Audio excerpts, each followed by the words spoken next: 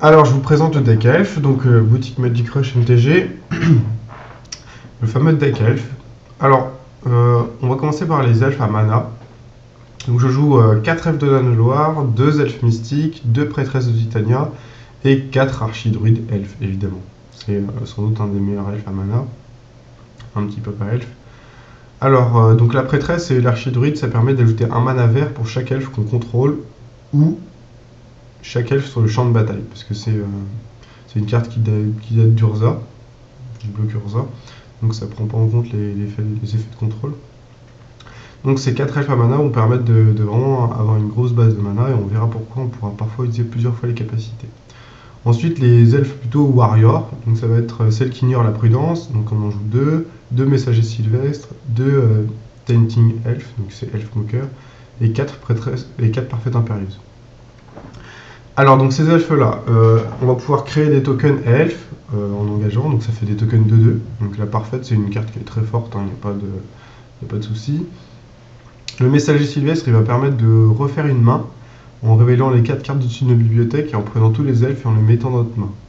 Donc c'est une 2-2 piétinement pour 4, elle n'est pas terrible, mais c'est intéressant de pouvoir se refaire une main. Et l'elfe moqueur va permettre vraiment de faire des phases de sauce monstrueuses, sachant que toutes nos créatures seront bloquées à part elle. Donc voilà, donc ça va être des créatures qui sont pas non plus mauvaises, il n'y a pas de souci à ce niveau-là. Par contre, on va essayer de gérer le vol, et il n'y a que 6 cartes dans le deck qui vont gérer le vol. On va jouer 2 fois Ouragan, donc c'est main deck, c'est un peu lourd, mais c'est aussi un kill alternatif, parce qu'on va pouvoir infliger des blessures à chaque joueur.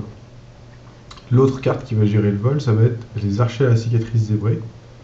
Donc c'est une étoile pour 3, étoile et nombre d'elfes qu'on contrôle. On va pouvoir l'engager pour faire autant de blessures que sa force à une créature avec le vol ciblé.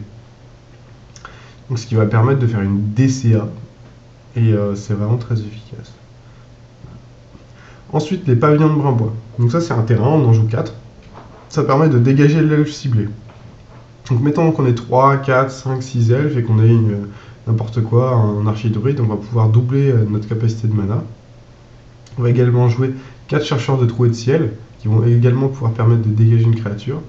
Enfin, là ils vont dégager une créature, alors que l'autre ça dégage un elfe. Mais bon, on verra que c'est important. Et donc on va pouvoir jouer plusieurs fois les capacités activées de nos créatures. Et on va également jouer 2 Sibylles des Fontaines, qui vont nous permettre de gagner plein de points de vie. Et donc de devenir quasiment intuable, si on commence à avoir une bonne population d'elfes. On ne va pas se limiter à faire du mana et à jeter des points de vie, on va aussi jouer des braconniers d'initiel. Donc c'est un rebelle, attention, mais il va nous permettre d'aller chercher une carte d'elfe et la mettre en jeu. Donc on va aller chercher des parfaites, des archidruides, mais c'est un petit peu limité. Et c'est pour ça qu'on va pouvoir jouer la carte elfe qui fait que le format est devenu très fort depuis quelques temps. C'est simple, ça s'appelle Ezuri, c'est légendaire et ça fait le café. Donc c'est une 2-2 pour 3 qui permet de régénérer un autre elfe, mais ça quasiment on s'en fout. On veut juste sa capacité qui pour 5 permet de créer envahissement, c'est-à-dire +3/+3 et piétinement à toutes nos elfes.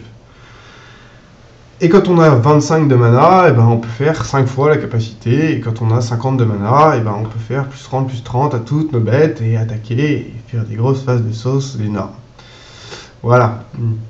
Donc l'idée du deck c'est de réussir à jouer Ezuri et de pouvoir booster tous nos elfes et de défoncer les ennemis.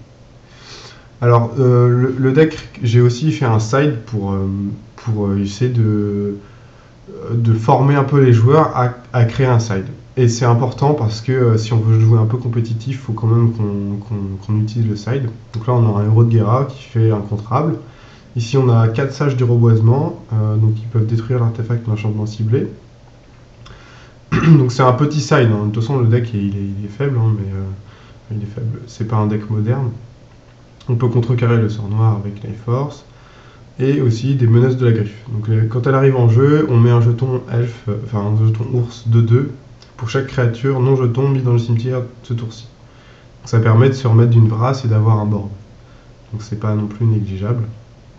Donc je rappelle que le deck est un deck budget autour d'une centaine d'euros. Je fais quand même un petit passage sur les cartes qui sont très intéressantes pour ce type de jeu. Donc évidemment, je vais parler de Cradle. Mais bon, Cradle, ça coûte maintenant, c'est quasiment 150 € pièce. Cependant, Ixalan a sorti une carte qui s'appelle Rite de croissance d'Utilmoc, donc qui est très très intéressante parce que c'est budget, c'est autour de 10-15 €, et quand ça se flippe, ça fait Cradle, et donc c'est pas non plus négligeable. Évidemment, c'est mieux de pouvoir jouer des éphémères derrière, mais bon. On a aussi Ella Damri, mais là ça change un peu le type de deck parce qu'on ne peut plus cibler nos créatures, donc tout ce qui est boule-buitage c'est moins bien. Et on finit par Rofelos, donc Rofelos qui est un des meilleurs elfes. C'est un des meilleurs elfes parce que ça ajoute un mana vert pour chaque forêt qu'on contrôle, donc ça peut être très bien 6 mana tour 3. Après on joue des pavillons, donc ça peut avoir un peu d'incidence. Donc voilà, j'espère que cette petite vidéo sur le deck elle vous a plu. Donc c'est un deck qui est très très bien, facile à prendre en main, donc très bien pour débuter.